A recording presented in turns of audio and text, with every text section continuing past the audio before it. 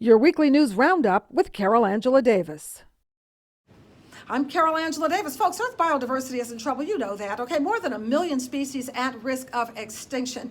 Do you like those gorgeous monarch butterflies? I don't know if you remember, but we used to chase them as kids. They're so beautiful.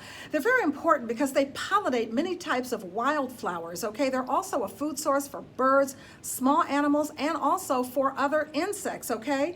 Well, believe it or not, 86% of California's monarch butterflies have disappeared in the last year alone, folks, okay? And it's because of glyphosate, also known as Monsanto's Roundup weed killer. It wipes out milkweed, the only food the young monarchs eat, okay? All right, so if monarchs are in trouble, then it stands to reason that other pollinators and wildlife that share their habitat, they're in trouble too. And that brings us to our slay word of the week, collusion, folks. Is Monsanto the maker of the weed killer that's killing the milkweed and thus the monarchs that is in collusion, and illegal cooperation to deceive with other agencies over its glyphosate issues? I mean, recent court battles would indicate that, and Monsanto lost them, I should tell you that, and they would indicate that anybody who's standing behind Roundup right now should kind of be questions, okay? So you think about that because it's very serious. Now, in other news, one of the nation's largest utilities is closing its remaining coal-fired power plants in the upper Midwest. That's right, folks. That would be Xcel Energy. You may know it. The company's saying it will shut its 511 megawatt Allen S. King generation station by 2028, and it's going to shut its 2,200 megawatt Sherburne County plant known as Sherco by 2030. Xcel Energy planning to provide 100%, folks, carbon-free electricity by 2050. Now, the new move is a decade ahead of schedule. It adds 3,000 megawatts of new solar capacity by 2030. That's always good news. The company's saying it's on track to reduce carbon emissions by more than 80% by 2030 and transform the way it delivers energy. I'm Carol Angela Davis. I'm Carol Angela Davis. In politics, a bipartisan group of lawmakers has now introduced legislation to make bankruptcy relief available for student loan borrowers, okay? Senators Elizabeth Warren, Democrat, Massachusetts, Dick Durbin, Democrat, Illinois, along with Representatives Gerald Nadler, a Democrat from New York, John Katko, a Republican from New York, and Joe Neguse, a Democrat from Colorado, all introduced the Student Borrower Bankruptcy Relief Act of 2019. This act will treat student loan debt just like other types of debt, such as your car, okay? The country's outstanding student loan balance is projected to hit $2 trillion by 2022, folks. That's putting it way above credit card or auto loan debt. Now, experts say a large portion of the student loan debt is likely to never be repaid. More than a quarter of borrowers are in delinquency or default. The Institute for College Success and Access says student borrowers owed $33,310 on average in 2018. A number of consumer advocacy groups, including Americans for Financial Reform, the National Consumer Law Center, and the Center for Responsible Lending, are all praising the action and ask for concerns that students will run in droves and try to discharge their student debt in bankruptcy. Get this.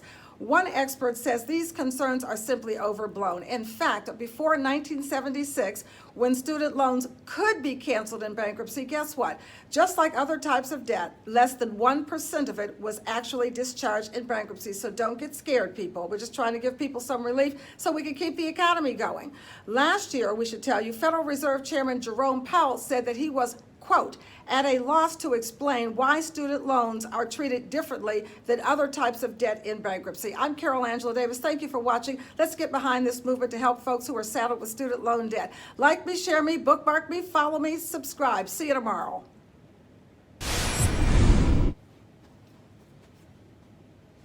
What's going on with the U.S. economy, people? I'm Carol Angela Davis. It seems the problems are ubiquitous. Our slay word of the week, meaning widespread. Folks, the data does not lie. Looking at U.S. workers' personal income, it peaked in December but has declined at a 3% annual rate over the last 3 months. Also, personal spending, it looks robust at 0.7%, but America also saw the biggest savings drawdown in 6 years. In the end, personal spending declined by 0.2% for March. Why are people dipping into their savings? Well, Deutsche Bank says it is partly due to the 15% year-on-year increase in household interest payments. And you should know that levels of payments rose at a similar pace before the onset of the last two recessions. Now, All 7 of the largest U.S. credit card issuers, they boosted their charge-off rates in the first quarter to an average of 3.82%. That's an almost 7-year high. The 4 largest U.S. banks booked $4 billion in credit card charge-offs in the first quarter, so save your money, folks, but that's not all. Mortgage lenders are also reporting problems. Typically in the first quarter of the year, the national delinquency rate goes down, partly because people use their tax refund money to catch up on their personal finances, but not true this year. Instead, we saw the smallest drop in delinquency rates, folks, since 2009. And a T.S. Lombard economist says that 2/3 of April's new jobs were generated in lower wage industries. I'm talking industries like administration and support services, health and social services, leisure and hospitality, among others. Great if that's your line of work, but guess what? High-paying job growth has been nearly halved to 1.6% since peaking in 2015. Again, 3 words: save your money. I'm Carol Angela Davis. Like me, save me, follow me, share me, subscribe, bookmark me, share me with your friends. Thanks for watching. I'm Carol Angela Davis, and this is Crime News Today, and I've got a real nefarious story for you, okay? Our slay word of the week, meaning evil or wicked, okay? A former Idaho police officer has been found guilty in the brutal 2017 beating and stabbing deaths of his parents in their home. Thanks, son, okay? The couple was reportedly found in a shed behind their house, wrapped in a blue tarp that had been duct taped. Both victims had baseball-sized holes to their head, so why did he do it? Well, prosecutors say William Willie Taylor, 50, had lost his job, okay, was living with his parents, problem, and they would not let him drink in their home or have his dog Gator, okay? So he got mad and he bashed in their heads, okay? All right, now he's convicted of first-degree murder of his 76-year-old father, Paul Robert Taylor, and his 77-year-old mother, Mary Jane Taylor. When police found the now convicted son, he had his parents' credit card in his wallet. That's a doggone shame, okay? Taylor is a former police officer and a former probation officer. Ugh, okay? In other crime news, this time from Arizona, this is really crazy. A naked driver drove through the drive-through window of the Carl's Jr. in Eloy, Arizona. In the passenger seat of the Volkswagen SUV was a naked woman, yeah. In the passenger seat, okay, naturally the workers were alarmed. So there was a Eloy police detective in the restaurant. He proceeded to go after the car. It turns out the male driver was 70-year-old Rodney Puckett. He was clad in a pair of underwear. The woman in the passenger seat was Rodney's 74-year-old wife, Linda Puckett. She was seen laying with her head on the floorboard and her legs on the headrest, okay? She was dead, yeah. Preliminary autopsy reports indicate Linda's body showed evidence of blunt force trauma. Now, apparently, Rodney told the police that Linda died on a family trip to Texas, and he was just taking her back home. Literally, okay? I'm Carol Angela Davis. Like me, share me, follow me, subscribe, bookmark me. Thanks for watching. I'm Carol Angela Davis. Let's take a look at housing justice, or the lack thereof, I should say. Why are we allowing affordable housing to disappear here in the United States? Now, some of the causes are that wages in this country have been stagnant for decades, folks, but demand for rental housing is increasing, but we're selling all the real estate to businesses and to external interests, to corporations. Now, Sam Stein, in his new book, Capital City, says this: in 2016, 37% of home sales in the United States were made to absentee investors, folks, including banks, hedge funds, and private equity firms like Blackstone, which is now the largest landlord in the world. That's right, folks. That has tremendous consequences for tenants or for renters. Consider this: average move-in costs in the United States have more than doubled over the last 2 decades, okay? But homeownership is at a 50-year low here in the United States, and wages, well, they're stagnant.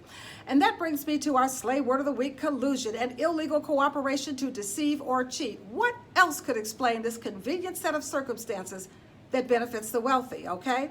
Now, in fact, Stein says, get this, folks, there is not a single county in this country where a full-time minimum wage worker can afford the average 2-bedroom. I don't think so. That's completely wrong. Okay, so come on, people, we got to do better than that. Case in point, New York State, where roughly 90,000 people experience homelessness in any given day, folks. Between 2007 and 2018, the state's homeless population surged 46%, folks. folks. That is the highest such increase in the nation, and that comes to us from the Department of Housing and Urban Development. You should also know, folks, that approximately half of New York's 3.36 million tenant households are rent burdened. That means they spend more than 30% or more of their income in rent. That's just not sustainable. That's why New York is seeking to achieve rent stabilization as a right, and other states might consider following. Like me, share me, bookmark me, save me, follow me. News Daily. Your weekly news roundup with Carol Angela Davis. I'm Carol Angela Davis with your daily cannabis news. Now, the feds and the states must align when it comes to medical marijuana. Get this. A 35-year-old disabled Massachusetts veteran, his wife, and 2 kids are having trouble finding housing because the vet has a management level job in the cannabis industry. Now, the vet uses medical marijuana to treat chronic pain in his shoulders that was caused by a military incident. Before using medical marijuana, he used opioids, but says they left him a shell of himself. Now, remember, the veteran has a VA loan that he is entitled to by virtue of his service to this country. So why is the VA denying his loan? Well, the VA says the loan could leave the agency vulnerable to money laundering charges. And he's not the only vet with this problem. A 2-time veteran of the Iraq and Afghanistan wars, Army Major Ty Reedy, had his pension taken away when the military found out he works as a director of operations services at a big Canadian cannabis company. I'm sure our vets are having a conniption over this, our slay word of the week, meaning a fit of rage. I know I am. Think about seniors who are also vets, or vets with conditions like PTSD or, of course, chronic pain, which are some of the conditions that are most helped by CBD.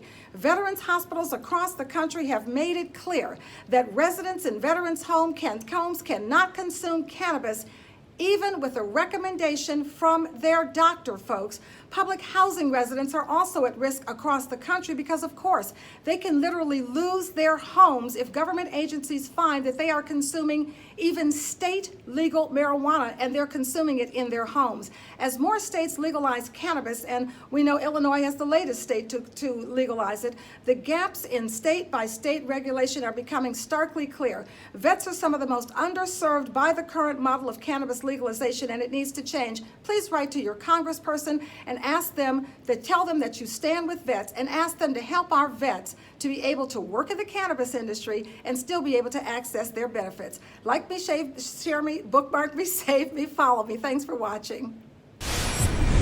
I'm Carol Angela Davis with your daily cannabis news. Now, 30 members of the U.S. House of Representatives wrote to both Drug Enforcement Administration and Department of Justice leadership. The lawmakers want federal agencies to speed up research into the medical use of cannabis. Now, so far, the only federally approved cultivator is the University of Mississippi, but lawmakers say that the cannabis is often of poor quality and often slow to arrive. So it's already been acknowledged that more growers need to be approved, and there needs to be an increase in the quota for research into cannabis.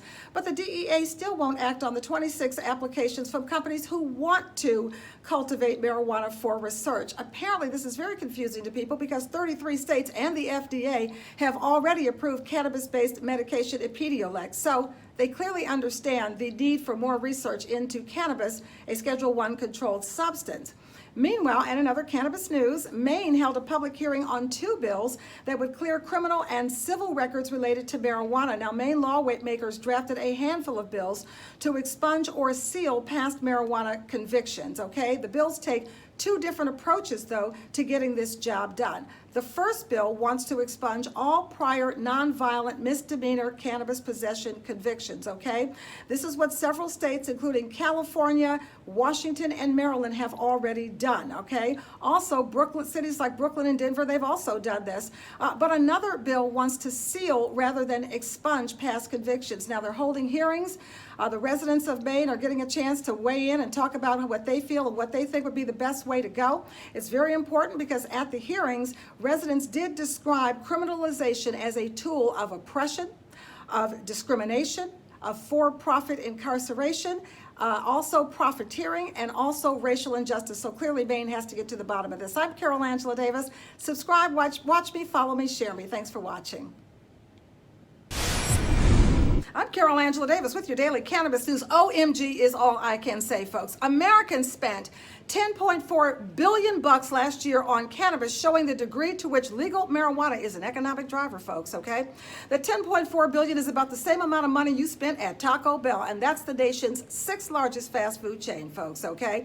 It's also nearly 3 times the $3.6 billion that Americans spent last year on e-cigarettes. This is explosive growth because just 2 years ago, cannabis sales in the U.S. were about $6.7 billion. And guess what, folks? Let's look at jobs. Legal cannabis has created 211,000 full-time jobs across the country. Already, there are more legal cannabis industry employees in the U.S. than there are steel workers, folks. Yes, that's the word from Marijuana Business Daily. Now, by next year, this $10.4 billion in spending could also surpass the annual revenue generated by the NFL and probably even online food deliveries, but maybe not, because as Marijuana Business Daily says, more cannabis sales may up the ante on online food deliveries, okay? Let's turn now to another issue. The Food and Drug Administration, which recently held its first public hearings on regulating CBD, that's the non-psychoactive component derived from cannabis. These hearings are very important, folks, because they potentially pave the way for its legal inclusion in food, beverage, and wellness products. Now, do we need the FDA? Maybe. During the hearing, it was revealed that the current CBD market is flooded with sketchy players selling products that may or may not be what they say they are. Apparently, a number of stakeholders offered lab data showing that bottles of 300 milligrams CBD oil actually contained only 22 milligrams or no CBD at all, okay? Looking to the future, by 2023, sales of legal marijuana are expected to grow roughly 200%. I'm Carol Angela Davis. Like me, share me, bookmark me, save me, follow me. Thanks for watching. I'm Carol Angela Davis. The U.S. prison population has risen by 500% over the last 40 years, folks, to a proportion of the U.S. population that far outpaces any other nation in the world. Now, the Trump administration has instituted some badly needed prison reform. The question is there still collusion amongst others? Collusion, our slay word of the week, meaning illegal cooperation to deceive, to neglect the lives of those who are serving time. Now, The Guardian is reporting that more than half of state and sentence jail prisoners do meet the criteria for drug dependence and abuse, and 14.5% of men and 31% of women in prison suffer from some serious mental health issues, and once in prison or jail, many of them receive little or no treatment for their illnesses. Case in point, Florida, where the state government reportedly made drastic cuts in staffing and prison programs, and now private medical service providers are being used to and accused of treating serious medical conditions with ibuprofen. Okay. How's that working for you? Let's look at some of the other states The Guardian looked at. In Utah, at least 71 people died in jail over the past 5 years. Half of those deaths a result of suicide, and most within a week of their entering jail, people. The state's jails have the highest death rate per capita in the United States. In Mississippi, in August 2018, there were 16 deaths in Mississippi jails in 1 month. So the FBI said, we better take a look at that. In Texas, the highest prison population is experiencing a 20-year high in prison suicides in 2018, and that year was the state's highest number of in-custody prison deaths since at least 2005. In Alabama, the state prisons have a homicide rate 10 times higher than the national average, and in New Jersey, the state has one of the highest mortality rates in their county jails in the U.S. Compassion is important, people. I'm Carol Angela Davis. Thank you for watching. I'm Carol Angela Davis with your cannabis news. Now, Snoop Dogg is taking a very serious and inventive stand in the marijuana industry, okay? He's a partner in a cannabis venture capital firm called Casa Verde Capital that recently invested in a company called Indos. Indos sells disposable vape pens that use sensors to measure the dose of THC delivered with each draw, and they measure it down to the milligram. The Indos device sells for about $70, has small lights that enable the user to control how much THC has been consumed. They're sold in a handful of California dispensaries, and they're going to roll out more widely in about a month.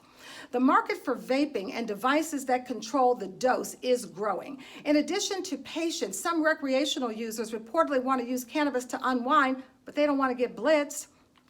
Think of it like you think of your Tylenol. You know exactly how much to take to get rid of that headache.